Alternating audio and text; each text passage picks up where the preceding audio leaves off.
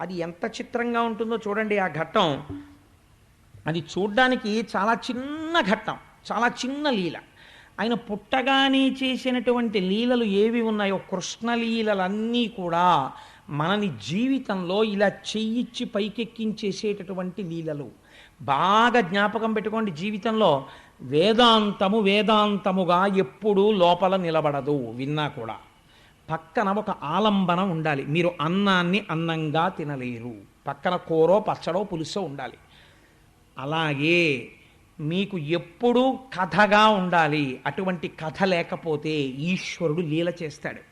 నేను ఏదో చేశాననుకోండి, ఇది కోటేశ్వర లీల అని ఎవడు పిలవడు, నా కర్మ అది జరిగింది అంటారు. అదే కృష్ణుడు చేశాడనుకోండి లీల అంటారు. ఎందుకని అంటే ఆయన కర్మతో చేసినది కాదు, లోకమునకు ఏదో పాఠం ఉన్నది. పాఠం నాకు అర్థం కాలేదు, ఏం బెంగలేదు, నీకు కథగా అర్థమైనా చాలు. మనస్సునది పట్టుకుంది, అది పట్టుకున్న వస్తువు పరమ పవిత్రమైన వస్తువు. అది ఒకనాడు నిన్ను ఉద్ధరిస్తుంది. అది ఎలా ఉద్ధరిస్తుందో నీకు చెప్పి ఉద్ధరించక్కర్లేదు, ఉద్ధరించేస్తుంది. కాబట్టి ఈ లీలల వెనకాతల అంత పవిత్రత, అంత గొప్పతనం, అంత ఔచిత్యము వీని యందు ఉన్నది. ఒకనాడు కృష్ణ పరమాత్మ బోర్లా పడ్డారు. నేను పరమాత్మ అన్న శబ్దాన్ని భక్తి చేత వాడుతున్నాను, కానీ అప్పటికి ఆయన పసిపిల్లవాడు. కేవలం పిల్లల్ని మొట్టమొదట్లో పడుకోబెడితే ఎటు పడుకున్నవాడు అట్టే ఆ కాళ్ళు చేతులు ఆకాశం వంక చూసి ఇలా ఇలా తిప్పుతూ ఆడుతూ నోరు తెరిచి ఊ అండం తప్ప ఇంకేం తెలియదు. మొదట చేసేది ఏది అంటే బోర్ల పడతారు. బోర్లా పడితే ఇంట్లో అదో పెద్ద ఉత్సవం. ఇంట్లో ఉన్న వాళ్ళు పెద్ద కేకేస్తారు, ఏమండోయ్ పిల్లాడు బోర్లా పడ్డాడంటారు. అనగానే అందరూ వచ్చి ఆ 2-3 ఇళ్ళకి 4 ఇళ్ళకి చెప్పి వెంటనే మేనత్త కబురెడుతుంది, పిల్లాడు బోర్లా పడ్డాడు మేనత్తను రమ్మని. మేనత్తలది ఎంత ముద్దో వాళ్ళది అన్నదమ్ముడు బిడ్డ కోసం అని. వాళ్ళు పరిగెత్తుకొస్తారు. వెంటనే జింహచాపల్ని ఏదో వంకెట్టుకోవాలి కదా, అందుకని బోర్లా పడ్డాడు బొబ్బట్లో ఏదో అంటారు అని ఉడుగు తినేస్తారు. వీళ్ళు ఉడుగు తినేస్తారు. పాపం వాడికి ఏముంటుంది, పాపం కొంత తప్పే ఉందనుకోండి, వాళ్ళ పిల్లాడు సంతోషం వండుకు తిన్నారు కాదని మనం ఎందుకు అనాలి మధ్యలో. అందుకని బోర్లా పడ్డాడని బొబ్బట్లో ఏవో వండుకుంటారు. కానీ యశోద అలా చేయలేదు, బొబ్బట్లు వండుకోలేదు. ఆవిడేం చేసిందంటే కృష్ణుడు బోర్లా పడ్డాడు కాబట్టి నేను ముత్తైదవులను పిలిచి వాళ్ళకి పసుపు కుంకాలు ఇస్తాను, వాళ్ళకి చీరలు పెడతాను, రవికెల గుడ్డలు పెడతాను, బ్రాహ్మణుల్ని పిలిచి గోదానం చేస్తాను, ఈశ్వరుడికి అభిషేకం చేస్తానంది. అంటే అన్నీ కూడా దైవం వైపుకి చూస్తోంది యశోద. అందుకే యశస్సుని ఇచ్చునది. కీర్తి ఎటువైపు నుంచి వస్తుందో, జీవితం ఎటు నడవాలో యశోద వైపు నుంచి తెలుస్తుంది. మీరు యశోదని చూస్తున్నారనుకోండి, మీరు ఏం చేయాలో మీకు తెలిసిపోతుంది. పిల్లాడు బోర్లా పడ్డాడు, నువ్వు బొబ్బట్లు తింటాం కాదు. ఈ శివాలయానికి వెళ్ళి ఓ అభిషేకం చేయించు, ఓ రామాలయానికో కృష్ణాలయానికో వెళ్ళి ఇంత తులసి పూజ చేయించు. నీ మనవడు బోర్లా పడేటటువంటి అదృష్టం నీకు ఈశ్వరుడు సమకూర్చినాడు.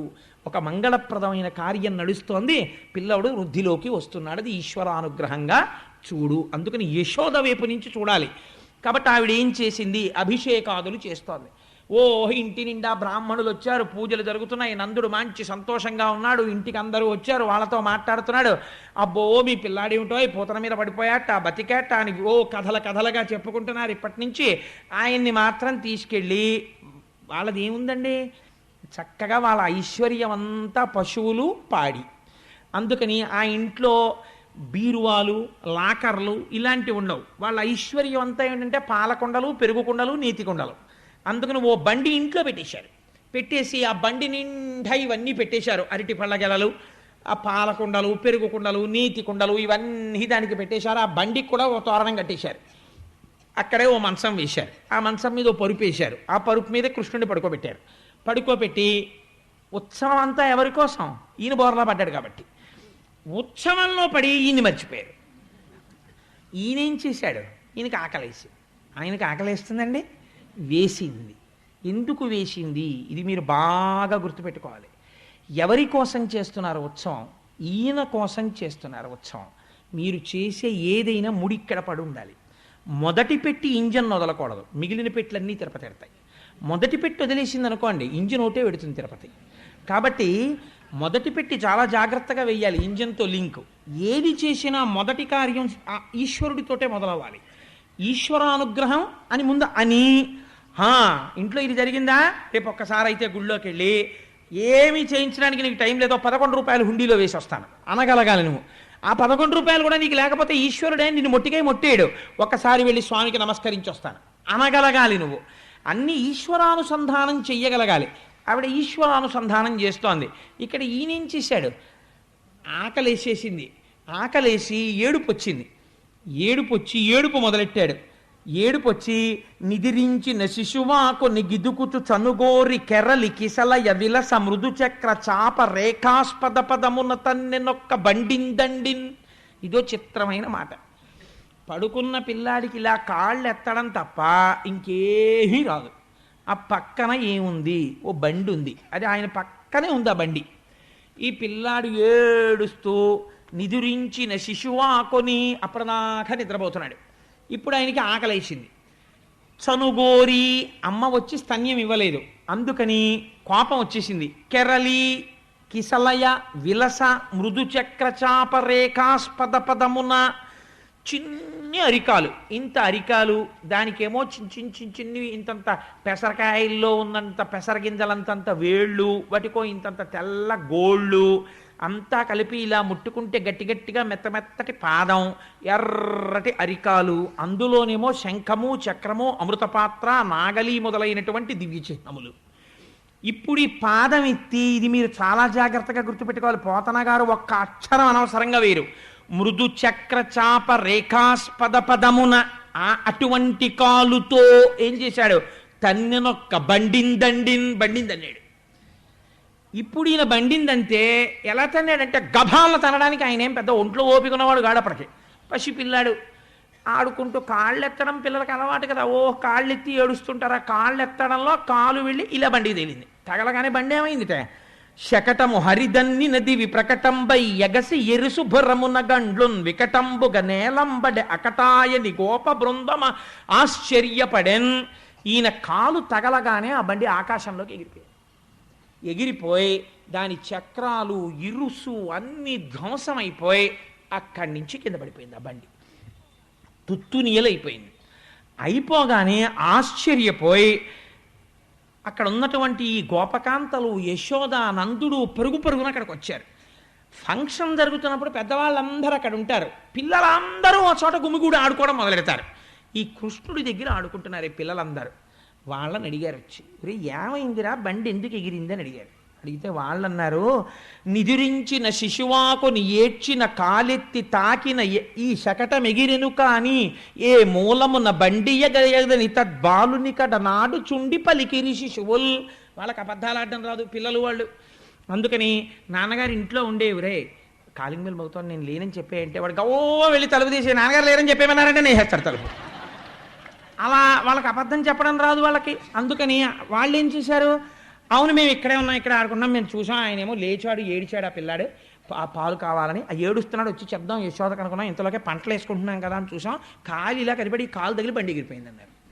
అంటే వీళ్ళు అన్నారు చూసి, ఏమిట్రా వీళ్ళు మాట్లాడే మాటలు, బాలుండెక్కడ బండి ఎక్కడ, అబోభాగంబుపై ఏర్పడన్ కాలంతన్నుట ఎక్కడాటపడుచుల్ కల్లాడిరి జడ్డుంబల్ కేలోకంబుననైన చెప్పబడునే ఏ చందమోగాక ఎంచాలాపించుతు వ్రేలు వ్రేతలు ప్రభూతాశ్చర్యలై అరందరన్. ఎంత వాళ్ళన్నారంటే, బాలుండెక్కడ బండి ఎక్కడ, పిల్లాడు చూస్తే ఇంతున్నాడా, బండి చూస్తే అంతుందా, బండిని కాలుతో ఇలా అన్నాడా, బండి ఎగిరిపోయిందా, ఏమిటోనండి కృష్ణలీల అన్ని అబద్ధాలు, ఏడా అర్థం ఉందా ఏమిటో, ఆయన చెప్పడం ఏమిటి, వీళ్ళు వినడం ఏమిటండి, అంటే పిల్లట ఇలా అన్నట్ట బండి ఎగిరిపోయిందిట అని మనం అనక్కర్లేదు, వాళ్ళే అన్నారు. బాలుండెక్కడ బండి ఎక్కడ, అభోభాగంబుపై ఏర్పడన్ కాలంతన్నుట ఎక్కడ, ఆకాశానికి ఎగిరిపోయేటట్టు పిల్లడు తన్నేసాడా బండిని. ఈ జడ్డుంబల్కే లోకంబుననైన చెప్పబడునే ఏ చందమోగాక ఎంచాలాపించుతు వ్రేలు వ్రేతలు. ఏమిటి జడ్డి మాటలు, పిల్లలు ఇలాగే మాట్లాడతారు, వాళ్ళకి తెలియదు, ఏదో చెప్పేశారంతే అనుకున్నారు, కానీ వాళ్ళు చెప్పింది సత్యం అని యశోదకి తెలుసున్నది ఒక్కటే. ఆవిడ ఏం చేసిందంటే గబగబా పిల్లాన్ని తీసుకుని, అయ్యో నాన్న అసలు నువ్వు బోర్లా పడ్డావని ఇంత ఉత్సవం చేశానా, ఆకలేసిందా నాన్న, నేను చచ్చిపోయాను రామ్మా అంటారంతే ఆడవాళ్ళు. ఎంత బెంగో పిల్లాడికి ఆకలేస్తే, మర్చిపోయాను నాన్న, గుక్క పెట్టి ఏడ్చావా, నీ కాలు ఎంత నిప్పెట్టేసిందో అని గబగబా, అలిసితివి కదన్నా యా కొంటివి కదన్నా మంచి అన్న ఏడ్పు మానువన్నా చన్ను కుడువుమన్నా సంతసపడుమన్నా అనుచు చన్ను కుడిపే అర్భకునకు. వాళ్ళకి ముద్దొచ్చేసింది అనుకోండి, ఒకటికి 10 మాటలు నా బుజ్జి కదూ, నా కన్న కదూ, నా నాన్న కదూ అంటారు. పోతన గారు అలాగే వేశారు ఆ పద్యం. అలసితివి కదన్నా యా కొంటివి కదన్నా మంచి అన్న ఏడ్పు మానుమన్నా చన్ను కుడువుమన్నా సంతసపడుమన్నా అనుచు చన్ను కుడిపే అర్భకునకు. ఎంత దర్శనం చేశాడో, ఆ ఘంటం ఎలా వెళ్ళిపోయిందో మహానుభావుడిది. ధన్యుడైపోయాడు పోతన గారు. ఆ పద్యాలు చెప్పుకొని మనం ధన్యులం అయిపోతున్నాం. నాన్న అలసిపోయావా, బండికి తగిలిందా నీ కాలేం నెప్పట్లేదు కదా, ఏడుస్తున్నావా, నేను అక్కడ ఉండిపోయానా, నాన్న పాలు తాగు నాన్న, నా తప్పు అయిపోయిందే నాన్న, ఇంకెప్పుడు నీకు పాలు ఇవ్వకుండా ఎక్కడికి వెళ్ళనే అని ఆ పిల్లాడికి ఎందుకండి అంత ఎక్స్ప్లెనేషన్ అంటే అది అమ్మ హృదయం. ఆ మాతృత్వానికి ఉన్న గొప్పతనం అది. అందుకే స్త్రీ జన్మకి ఏది సార్థకత, ఆ మాతృత్వమునందు ఆ దేవతాంశ ప్రవేశించినది, పరాభట్టారికా రూపమై నిలబడినది. అందుకనంత గొప్పతనం వచ్చింది స్త్రీకి అని. ఆ పాలు పడితే పరమాత్మ అంతటి వాడు యశోద పాలు తాగేశాడు. ఆ మాటలకి పాలు తాగేసి ఆవిడ ఒళ్ళో పడుకున్నాడు. ఇది చాలా చిన్న లీల. ఇంత చిన్న లీల చాలా తక్కువగా ఉంటుంది, కానీ ఈ లీల వెంటనే రెండో లీల కింద చేశాడు పరమాత్మ. ఎందుకు చేశాడు మీరు గమనించారనుకోండి, చాలా ఆశ్చర్యంగా ఉంటుంది.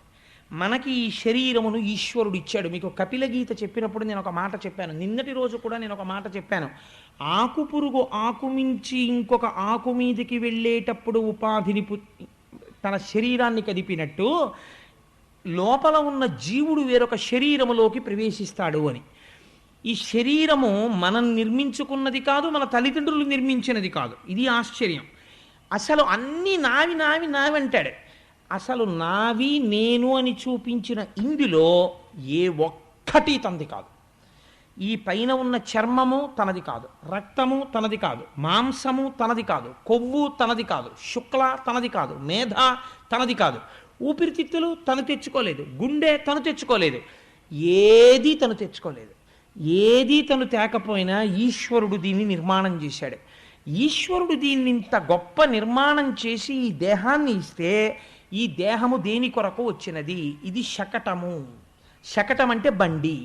మనం మంచి మోడల్ కారు కావాలని ఈ పెయింట్ ఉండాలి, ఆ పెయింట్ ఉండాలని ఒక కారు కొనుక్కుంటాం. ఆ కారు ప్రయోజనం ఏమిటండి? ఆ కారు కొనుక్కొని ఈ కారు ఇలా మా ఇంట్లో ఉంటే చాలు అని ఎవరైనా అని కారు కొనుక్కోగానే టైర్లు కోసేసి ఇది ఇలా మా ఇంట్లో ఎక్కడికి వెళ్లకుండా ఇలా ఉండాలండి అని ఎవడైనా అంటాడా? ఏ మూర్ఖుడైనా. ఆ కారు ఎక్కడికి కావాలంటే అక్కడికి తీసుకెళ్ళాలి అంటాడు. ఇది కూడా శకటము. అన్ని శరీరములు శకటములే, ప్రత్యేకించి మనుష్య శరీరము మహోత్కృష్టమైన శకటము. ఈ బండినికి మీరు తీరాన్ని చేరగలరు, కానీ ఈ బండినికి మనము తీరము చేరడం లేదు. ఎందుకు చేరట్లేదు అంటే ఒక్కటే కారణం, దీన్ని దేనికోసం ఉపయోగించాలో దానికోసం ఉపయోగిస్తే తీరం చేరుతారు. కారు మీదే ఇక్కడ బయలుదేరి రేపు పొద్దున్నే విశాఖపట్నం వెళ్ళాలండి అన్నవాడు ఏం చెయ్యాలి? కారులో విశాఖపట్నం వెళ్ళే రోడ్డు ఎక్కాలి. అంతేకాని అమ్మో ఏమంటే రోడ్ల మీద జనం అది ఉంటారు, నేను ఇక్కడి నుంచి విశాఖపట్నం ఎన్ని కిలోమీటర్లు అండి అంటే 200 కిలోమీటర్లు అండి అంటే ఎన్ని లీటర్ల పెట్రోల్ కొట్టించుకోవాలండి? ఓ 50 లీటర్లు కొట్టించుకోండి అన్నారు అనుకోండి. ఉదాహరణకి ఆల్ రైట్ 50 లీటర్లు కొట్టుకుని 200 కిలోమీటర్లు ప్రయాణిస్తే వైజాగ్ వచ్చేస్తుందండి అంటే వచ్చేస్తుంది. అనగానే అయ్యప్ప స్వామి గ్రౌండ్లోకి తెల్లారకట్టు వచ్చేసి ఇక్కడైతే ఎవరు జనం ఉంటారని గుండ్రంగా 200 కిలోమీటర్లు తిరిగేసి ఆగిపోయి ఏ 10 అయిన తర్వాత ఏమంటే వైజాగేనా అండి అని అడిగాడు అనుకోండి. కాకినాడ అండి ఇది అన్నారు అనుకోండి. అదేమిటండి 200 కిలోమీటర్లు పెడితే కారులో వైజాగ్ వస్తుంది అన్నాడే, నేను 50 లీటర్లు కొట్టించాను, 200 కిలోమీటర్లు తిరిగాను, కాకినాడలో ఉన్నాను ఏంటండి అని మీరు వాళ్ళ ఇంటికి వెళ్ళిపోయింది చొక్కా పట్టుకు బయటికి లాగేసి, మూర్ఖుడా నీకు బుద్ధి లేదు, 200 కిలోమీటర్లు వెళ్ళాను, కారు చూడు కావాలంటే 50 లీటర్ల పెట్రోల్ అయిపోయింది, కాకినాడలోనే ఉన్నాను, నువ్వు తప్పు చెప్పావన్నారు అనుకోండి. తప్పు అయిందా మీద? ప్రయాణం యథార్థం, 50 లీటర్లు ఖర్చు అయింది యథార్థం, మీరు డబ్బు కట్టింది యథార్థం, 4 గంటలు కారులో ప్రయాణం యథార్థం, కానీ 0 తిరిగారు మీరు. అది అసలు ఉన్న పెద్ద తేడా అక్కడ ఉంది. ఇవన్నీ యథార్థం. లక్ష్యం వైపుకి ఎందుకు వెళ్ళలేదు? ఎటు వెళ్ళాలో అటు వెళ్ళలేదు కదా. శకటం ఎక్కింది యథార్థం. ఈశ్వరానుగ్రహంగా ఇన్నాళ్ళకి ఈ శకటం వచ్చింది. ఏ కుక్క శకటమో పిల్లి శకటమో వస్తే ఈ అనుగ్రహాలు ఉండవు. ఈ శకటం వచ్చింది కాబట్టి భాగవతం వినగలడు, ఈ శకటం వచ్చింది కాబట్టి ఇక్కడికి వచ్చి కూర్చోగలడు. ఇంకో శకటం వచ్చాడు అనుకోండి తోసేస్తారు. ఎందుకని? ఆ శకటం భాగవతం వినడానికి పనికిరాదు, గుళ్ళోకి రావడానికి పనికిరాదు, అందుకు తీసేస్తారు దాన్ని. ఈ శకటం అయితేనే కూర్చోపెడతారు. తీసేయచ్చమ్మా, మీకు అభ్యంతరకరంగా ఉంటే ఆ శకటాన్ని తీయండి, తప్పేం లేదు, పక్కకి తోసేసేయండి. అందుకని ఈ శకటం మహోత్కృష్టమైన శకటము, కానీ చంపకండి తల్లి, పక్కకి తోసేయండి అంతే. కాబట్టి ఇది ఇంత గొప్ప శకటము, కానీ ఇది ఎందుకు పనికొస్తోంది? దీంతో హాయిగా గుళ్ళోకి వెళ్ళొచ్చు, ప్రదక్షిణం చెయ్యొచ్చు, కావలసింది తినచ్చు. నేను ఒకటికి 10 మాటలు ఇదే మాట చెప్తుంటాను, వేదాంతానికి పునరావృత్తి దోషం లేదు. కావలసింది తినచ్చు, ఈశ్వరానుగ్రహం అనొచ్చు, ఇంట్లో ఉండొచ్చు, ఈశ్వరానుగ్రహం అనొచ్చు. కానీ వీడు ఇదొక్కటే వదిలేస్తాడు, ఈశ్వరానుగ్రహం ఒకటే వదిలేసి నా ప్రజ్ఞ అంటుంటాడు. ఇదే గుండ్రంగా తిరగడం. ఇదంతా నేనేనండి అంటాడు. ఇది నేనే కట్టానండి ఇల్లు, ఇంత పొడుగు నేనే అయ్యానండి, ఇలా ఇంత బలవడానికి కావలసిన విటమినైజ్డ్ ఫుడ్ నేనే తిన్నానండి, భాగవతం నేనే చెప్పానండి, గుళ్ళోకి నేనే వచ్చానండి అంటాడు. ఈశ్వరుడు చెప్పించాడు అన్నాడు అనుకోండి, వాడు వైజాగ్ రోడ్ ఎక్కేశాడు. ఈశ్వరానుగ్రహంతో నేను అన్నం తిన్నాను అన్నాడు అనుకోండి, వాడు పిఠాపురం వెళ్ళిపోయాడు. ఈశ్వరానుగ్రహంతో రాత్రి బాగా నిద్రపోయాను అన్నాడు అనుకోండి, గొల్లపురం వెళ్ళిపోయాడు. ఈశ్వరానుగ్రహంతో నాకు 2 బిడ్డలు పుట్టారు అన్నాడు అనుకోండి, అనవరం వెళ్ళిపోయాడు. ఈశ్వరానుగ్రహంతో నేను మంచి ఉద్యోగంలో ఉన్నాను అన్నాడు అనుకోండి, తుని వెళ్ళిపోయాడు. ఈశ్వరానుగ్రహంతో నేను భాగవతం చెప్పుకోగలుగుతున్నాను అన్నాడు అనుకోండి, వైజాగ్ వెళ్ళిపోయాడు. కానీ వాడు అదొకటే తీసేస్తాడు, ఈశ్వరానుగ్రహము తీసేసి నాకండే 2 పిల్లలు అంటే ప్రతి చోట పలకరించిన చోటల్లా ఏమన్నా మీకు ఎంతమంది 2 పిల్లలండి అంటే ఈశ్వరానుగ్రహం చేత 2 పిల్లలు అని చెప్పమని నా ఉద్దేశం కాదు. అప్పుడు వీడు విర్రాడు అనుకుంటారు. అలా అనక్కర్లేదు, లోపల భావన ఉంటే చాలు కదా. ఆ లోపల భావన ఉంటే సరిపోతుంది. ఆ భావన పోయిందనుకోండి, నోటితో ఎన్ని మాటలని ఏం ఉపయోగం.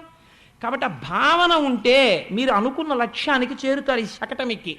లేకపోతే ఇది ఏం చేస్తుందో తెలుసా అండి, షా కటతీతి ఇది శకట అవుతుంది. శం అంటే సుఖం, ఈశ్వరుడు అక్కడికి చేరకుండా విడదీయడానికి పనికొస్తుంది. ఇది రెండూ చేస్తుంది, అది గమ్మత్తు. ఇప్పుడు ఏం చేస్తుంది, గుండ్రంగా తిరగడానికి పనికొస్తుంది. వాడు ఎక్కడున్నాడు, సంసారంలో ఉంటాడు, సంసారంలో చచ్చిపోతాడు, మళ్ళీ సంసారంలో పుడతాడు, అంతే, హీనోపాధుల్లోకి పోతాడు. ఇలా పోకుండా ఉండాలంటే ఏం చెయ్యాలి? రామకృష్ణ పరమహంస చెప్పినట్టు ఎంత గొప్పగా చెప్తారండి. రామకృష్ణ పరమహంస వేసినట్టు ఉదాహరణ వెయ్యడం, రామకృష్ణ పరమహంస చెప్పినట్టు చిన్న కథ చెప్పి వేదాంతం చెప్పడం నాకు తెలిసి ఎవ్వరూ చేయలేరు. ఈ శకటాసుర వృత్తాంతాన్ని రామకృష్ణ పరమహంస మాటల్లో నేను చెప్పవలసి వచ్చిందనుకోండి, ఆయన అంటారు, నాకు మా దొరగారు కోటేశ్వరరావు గారు ఈ కవర్లో ఉత్తరం పెట్టాను, మీరు ఎల్లుండికి ఇందులో ఉన్న పదార్థాలన్నీ రెడీ చేసుకోమని చెప్పారండి సుబ్రహ్మణ్య శర్మ గారు. ఇంటికి వచ్చి రుద్రాభిషేకం సత్యనారాయణ స్వామి వారి వ్రతం చేయిస్తా అన్నారు, కావలసినవన్నీ అందులో రాశారండి. ఈ కవర్ మీ దగ్గర జాగ్రత్తగా పెట్టుకుని చదివి రేపు తెచ్చుకోండి, మళ్ళీ ఆదివారం సెలవు, ఎల్లుండి ఏం దొరకవు మీకు, రేపే తెచ్చేసుకోండి అని చెప్పారనుకోండి. నేను ఆ కవరు ఏదో ఆలోచిస్తూ ఎవరితో మాట్లాడుతూ ఎక్కడో పెట్టేశాను అనుకోండి. పెట్టేసి ఓహో వెతుకుతున్నాను ఆ కవర్ కోసం. వెతుకుతుంటే నా భార్య వచ్చి ఏమిటి అలా వెతుకుతున్నారంది. దొరగారు రాత్రి కవర్ ఒకటి ఇచ్చారే, సుబ్రహ్మణ్య శర్మ గారు రాసి ఇచ్చిన ఉన్నాయి అందులో, ఆ కవర్ దొరకలేదు అన్నాను. మా అమ్మాయి అడిగింది, మా అబ్బాయి అడిగాడు, ఎవరో మా ఇంటికి వచ్చిన వాళ్ళు అడిగారు. అడుగుతుంటే ఆఖరికి నా బలహీనతలు బాగా తెలుసున్న సత్యనారాయణ వచ్చాడు. ఆ గురువుగారు మీరు ఆ పుస్తకం ఒకటి అట్టుకొస్తున్నారు ఈ మధ్య కొత్తగా, అందులో పెట్టేసి ఉంటారు, అందుకని ఆ పుస్తకం తీయండి అన్నాడు. ఆ పుస్తకం ఇలా తీసేటప్పటికి అందులో ఉంది కవర్. ఇప్పుడు ఆ కవర్ ఇలా తీశాను, అందులో ఏమున్నాయి అంటే ఏదో మామిడి మండలు, పసుపు, కుంకం ఒక్కొక్కటి చదువుతుంటే ఉన్నాయి ఉన్నాయి ఉన్నాయి అంది మా ఆవిడ. ఇంకా తెచ్చుకోవాల్సింది ఏమిటి, ఒక్క వట్టివేరులోటి తెచ్చుకోవాలి బజార్లోంచి, వచ్చేటప్పుడు ఓ తేనె సీసా ఒకటి తెచ్చుకుంటే చాలు, మిగిలినవన్నీ ఇంట్లోనే ఉన్నాయండి అంది. కాబట్టి ఇప్పుడు నేను ఏం చేశాను, ఆ ఉత్తరాన్ని తీసి పక్కన పారేశాను. పడేసి ఆ వట్టివేరులోనూ తేనే కదా నాకు గుర్తుంటుందిలే, వస్తూ తెచ్చేస్తాను.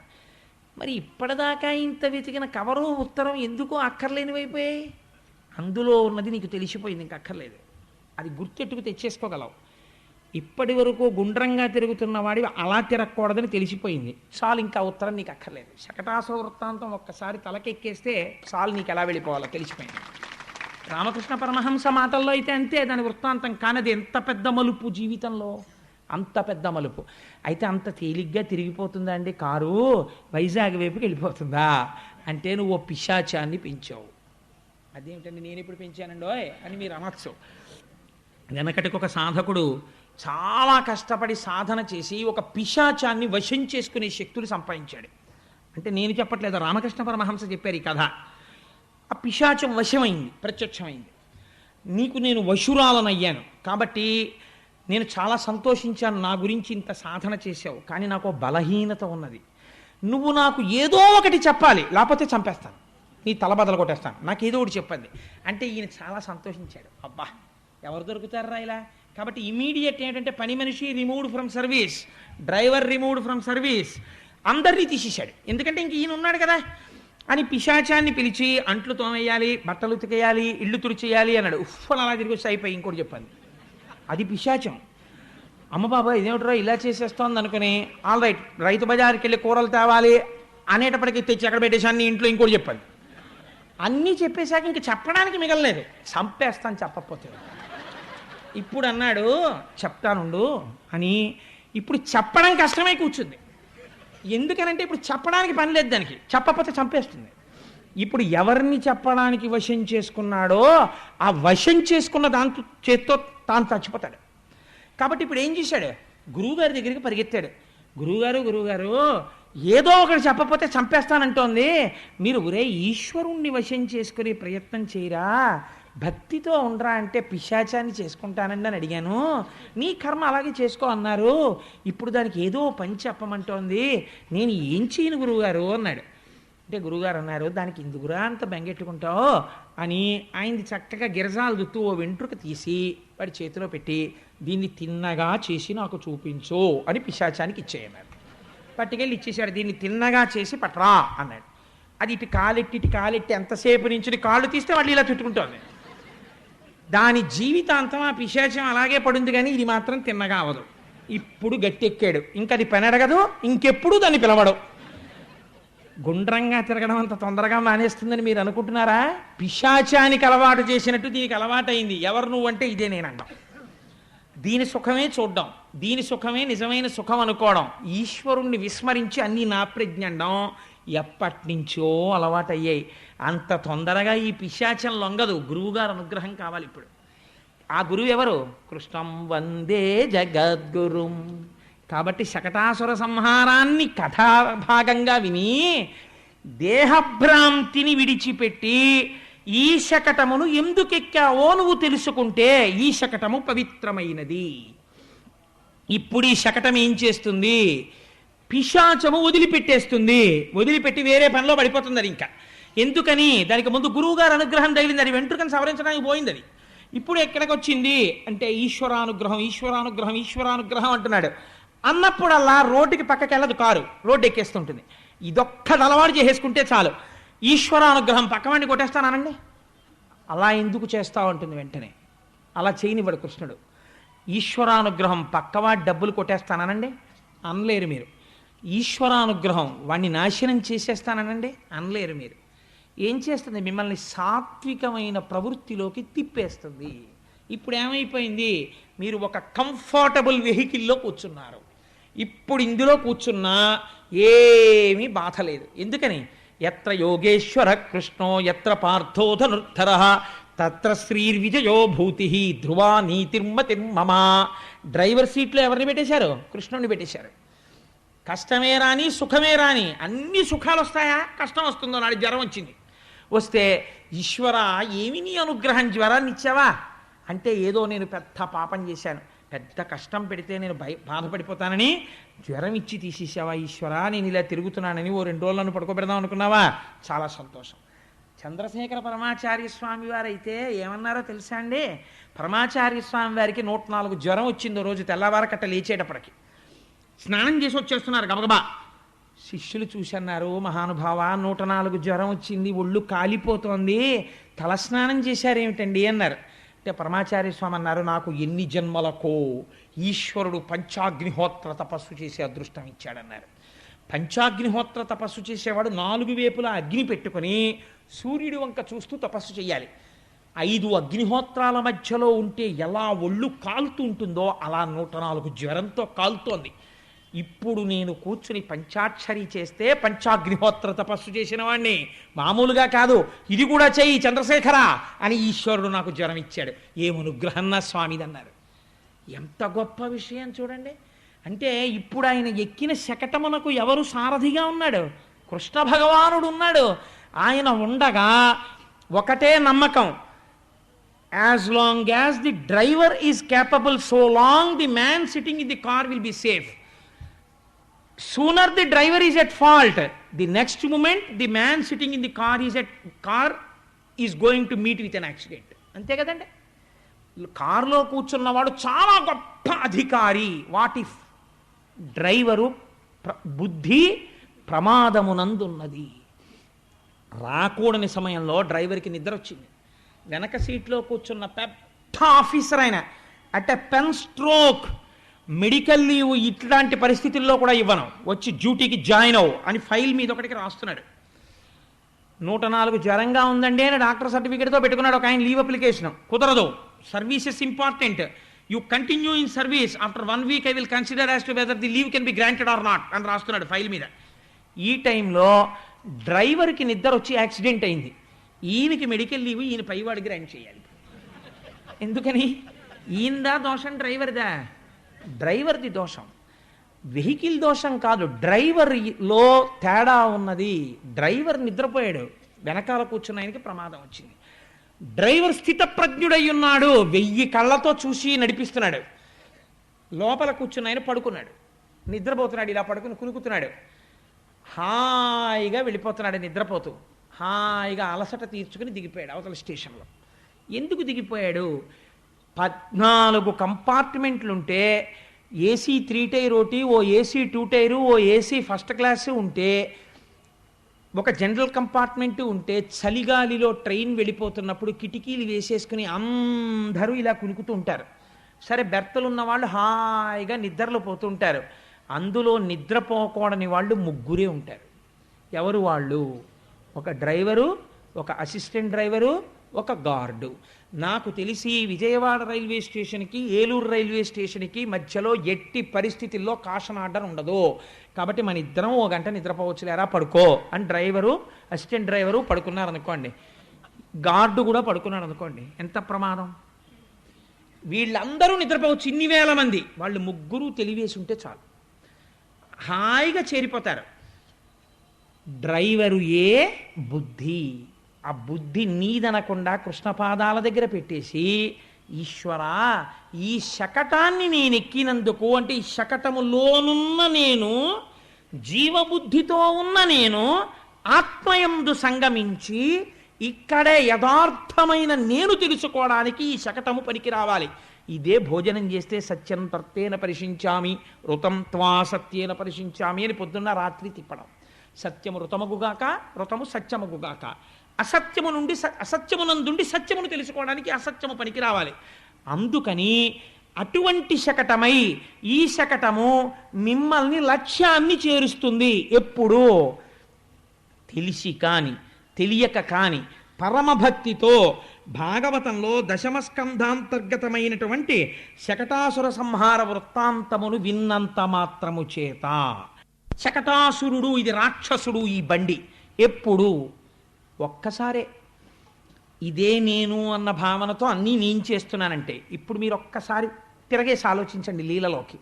యశోద పిల్లాడు బోర్లా పడ్డాడు, ఏం చేసింది అంటే, ఇదంతా ఈశ్వరానుగ్రహం అని చెప్పి బ్రాహ్మణులకి దానాలు చేసింది, గోవుల్ని దానం చేసింది, అభిషేకాలు చేసింది, బట్టలు పెట్టింది, పసుపు కుంకాలు ఇచ్చింది, పొంగిపోతోంది. ఏది చేసినా ఈశ్వరుడితో కలుపుతోంది.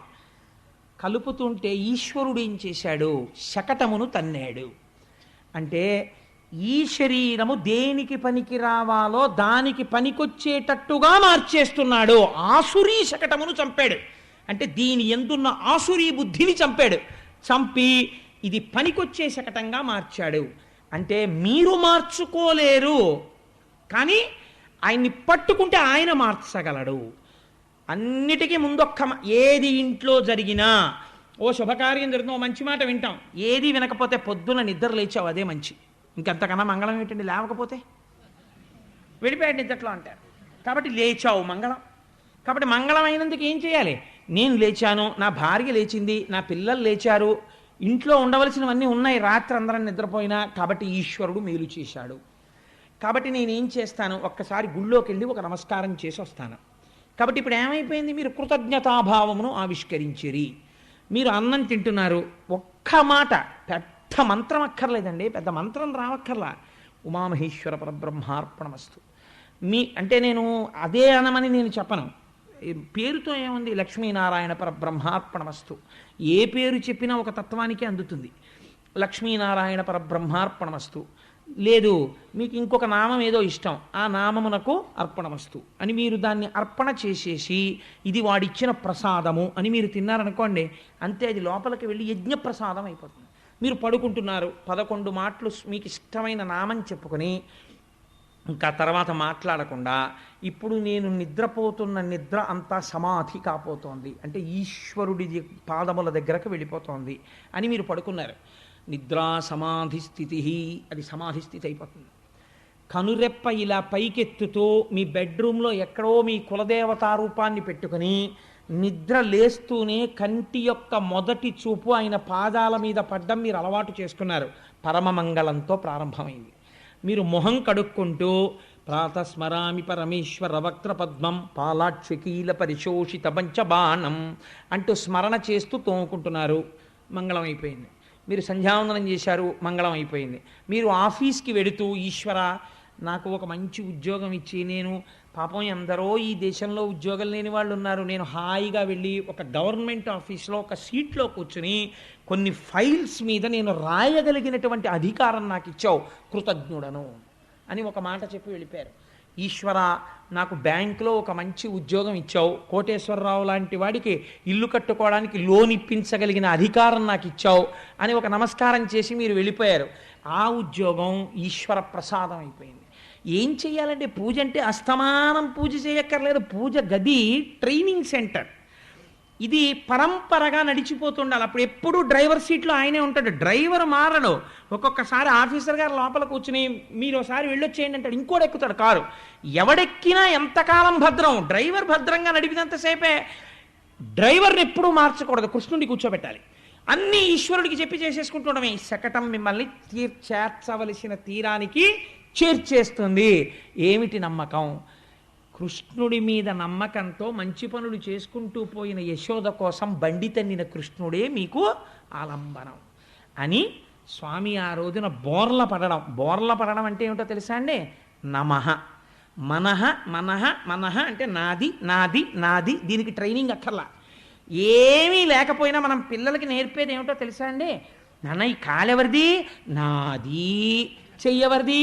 నాది అని వాడికి నేర్పితే, వాడిని ఎవరైనా చుట్టాలు వచ్చినప్పుడు మా అబ్బాయి చూడండి అప్పుడే ఎన్ని మాటలు వచ్చాయో అని మనవాడిని తీసుకెళ్ళి, నాన్న ఈ కాలెవరిదిరా? నాది. ఈ చెయ్యెవరిది? నాది. నాన్నమ్మ ఎవరిది?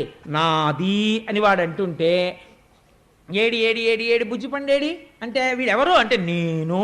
మనం బాగా విషం మప్పుతాం వాడికి. వాడు నేను నాది, నేను నాది, ఇంకా జీవితాంతం ఈ రెండే, భ్రష్టుడైపోతాడు. ఈ నేను ఈ నాది విరవడానికి గురువుకి మళ్ళీ ఎంత టైం పడుతుందో తిప్పుతాడు ఆయన. ఇది బోర్లపడ్డాం. ఆయన జగదాచార్యుడై వచ్చాడు, అర్ధరాత్రి పుట్టాడు, అజ్ఞానం బాగా ఉంటుంది కాబట్టి చీల్చడానికి. అందుకని ఆయన ఏం చేస్తాడు? మనహ మనహ అనకరా, నాది నాది అనకో. ఇలా పువ్వట్టుకుని ఓం నిధనపతయే నమః, నాది కాదను. ఓం నిధనపతాంతికాయ నమః, ఓం ఊర్ధ్వాయ నమః, ఓం ఊర్ధ్వలింగాయ నమః, ఓం హిరణ్యాయ నమః, ఓం హిరణ్యలింగాయ నమః అను. ఇదే పూజ. రేపు శివరాత్రి నాడు మీరు విందురు కానీ మీ అందరితో అనిపిస్తారు ఈ నామాలు. శివాష్టోత్తరం అంతా అనిపించి ఆడ మగ కలిసి అంటారు. మీ అందరూ చేతులు వేసినటువంటి పువ్వులు అర్చన జరుగుతాయి. మగవారందరూ విభూతి కస్తూరి జలం చేస్తారు. ఆడవారందరూ చక్కగా క్యూలో లేచి వచ్చి వరుసగా అద్భుతంగా నామం జరిగిపోతుంటుంది. మీరు వచ్చి కుంకుమ అమ్మవారి పాదాల మీద వేసి వెళ్ళిపోయి మళ్ళీ వెళ్ళి కూర్చుంటుంటారు. ఎంత అందమైన కార్యక్రమం చూడండి. మనం ఉద్ధరింపబడే కార్యక్రమం జరుగుతుంది. అంత అందమైన కార్యక్రమం జరిగే రక్షగా పసుపు తాడు ఆడవాళ్ళకి ఎడుతుంది, విభూతి ఏమో మగవాళ్ళకి ఎడుతుంది. ఆడవాళ్ళు కూడా విభూతి పెట్టుకోవచ్చు, దోషం లేదు. చక్కగా అందరికీ ప్రసాదం అందుతుంది. అందరికీ లక్ష్మీ కళ్యాణం పుస్తకాలు అందుతాయి. హాయిగా రాత్రేమో ఆ లక్ష్మీ కళ్యాణం ద్విపద ఎలా చదవాలో నేర్పుతాను ఒకసారి. కాబట్టి ఏమవుతుంది? అదృష్టం పండిపోతుందంతే. కర్మ చేత భక్తి చేత జ్ఞానము వేపకి నడుస్తాడు. పైకి చిన్న లీల, ఆంతరమునందు ఎంత పెద్ద రహస్యం దాచాడో చూడండి స్వామి.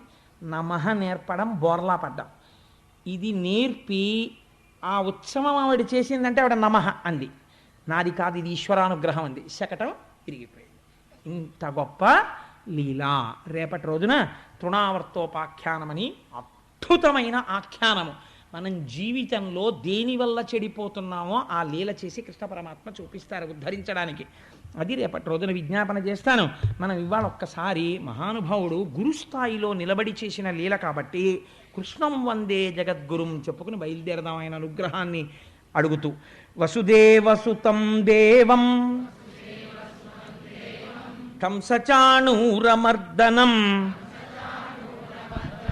దేవకీ పరమానందం కృష్ణం వందే జగద్గురుం అతసీ పుష్పసంకాశం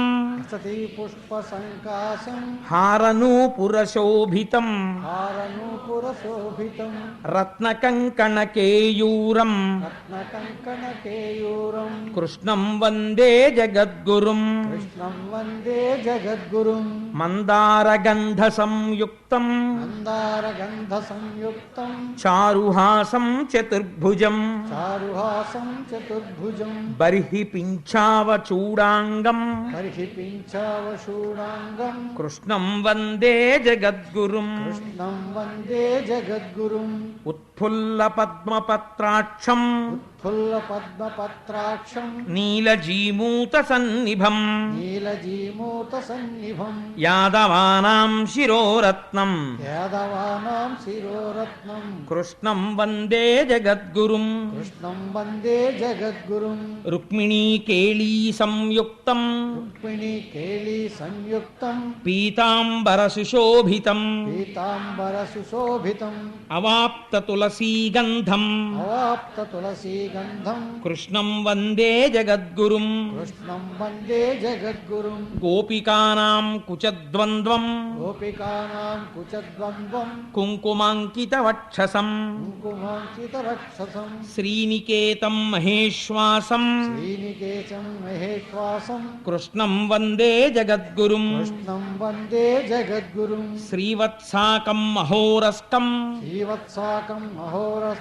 వనమాలా విరాజితం